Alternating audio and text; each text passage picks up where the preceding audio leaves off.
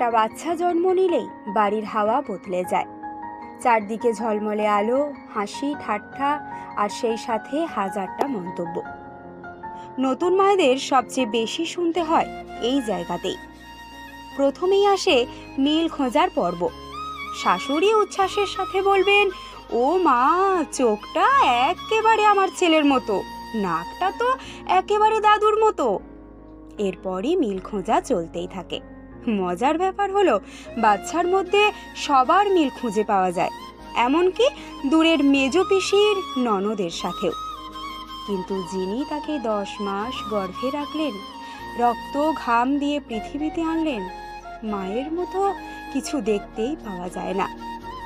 আর যদি দেখা যায় তবে শোনাবে, চুলটা একটু কম, ওইটা ঠিক মায়ের মতো।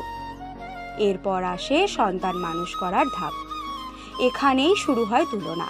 কথাটা প্রায় শোনা যায়, আমাদের সময়ে কত কষ্ট করেছি, ডাইপার ছিল না, ফিডার ছিল না, কাজের লোক ছিল না, তবুও আমরা সন্তান মানুষ করেছি। বাস্তবে দেখা যায় তখনকার দিনে বেশিরভাগ সময় দিদিমা বা ঠাকুমারাই সন্তান লালন পালনের মূল দায়িত্ব নিতেন। কিন্তু আজকের দিনে অনেক মাকে একাই সামলাতে হয় সন্তান, সংসার, এমনকি চাকরিও। বাচ্চা যদি একটু দেরিতে হাঁটে বা কথা বলে, সেখানেও মায়েরই দোষ। বাচ্চা যদি একটু রোগা হয়, মায়ের অবহেলা। বৈজ্ঞানিক তথ্য অনুযায়ী কিছু শিশু 10 মাসেই হাঁটতে শুরু করে, আবার কারো ক্ষেত্রে 1.5 বছর পর্যন্ত সময় লাগতে পারে। অথচ প্রতিদিন ঘুম না হওয়া রাত, অসংখ্য ছোট ছোট ত্যাগ আর একলা যুদ্ধটা করে শুধু মা। বাচ্চা কাঁদলে, অসুস্থ হলে একটার পর একটা ক্রাইসিস সামলাতে হয় তাকেই। সেই সময় পাশে থাকার নামগন্ধও নেই কারোর।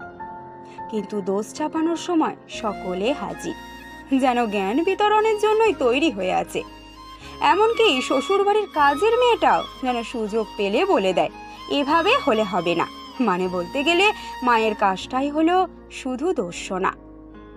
মনোবিজ্ঞানীরা বলেন, এ ধরনের অবিরাম নেতিবাচক মন্তব্য নতুন মায়ের মানসিক স্বাস্থ্যের ওপর গভীর প্রভাব ফেলে। অনেকে প্রসব পরবর্তী সময়ে পোস্টমর্টম ডিপ্রেশনের মধ্যে দিয়ে যান, আর পরিবারের অযাচিত সমালোচনা সেই কষ্টকে আরও বাড়িয়ে দেয়।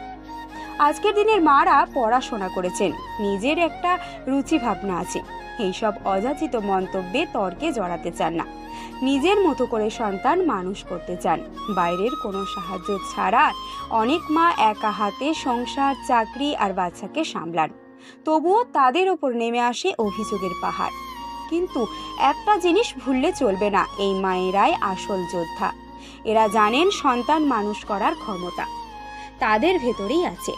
শাশুড়ি, পিসি, জ্ঞাতি গোষ্ঠীর নেতিবাচক কথায় ভেঙে পড়লে চলবে না।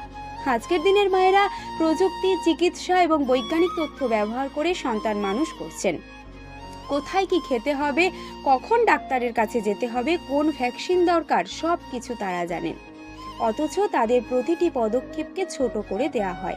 আমাদের সময় এসব ছিল না। এই তুলনার মাধ্যমে আগে যেখানে চিকিৎসার জ্ঞান সীমিত ছিল, এখন প্রতিটি শিশুর জন্য আলাদা গ্রোথ চার্ট তৈরি হয়। আগে সন্তান মানুষ করার কাজটা অনেকটাই যৌথ পরিবারে ভাগ হয়ে যেত। আজকের দিনে সেটা নতুন মায়ের একার দায়িত্ব। প্রতিটা মায়ের প্রতি আজকের দিনের একটাই কথা, নিজেকে ছোট ভাবো না। কারোর কথায় কষ্ট পেলে মনে রেখো, তোমার সন্তানের পৃথিবী আলোকিত হয় তোমার চোখের আলোতেই। তুমি রাত জেগে ওর পাশে থাকো, তুমি ওকে প্রথম হাঁটতে শেখাও, তুমি ওর চোখে প্রথম স্বপ্ন দেখাও। তাই এই পৃথিবীতে তোমার চেয়ে বড় আর কেউ নেই। সব মায়েদের উদ্দেশ্যে একটাই শুভেচ্ছা, ভালো থেকো। অন্যের মন্তব্যে নয়, নিজের ভালোবাসা আর সাহসে সন্তানকে মানুষ করো। মা হওয়া কোনো দোষ নয়, কোনো অপরাধ নয়। মা হওয়া এক বিশাল শক্তি, আর এই শক্তির সামনে সব নেতিবাচক শব্দই তুচ্ছ।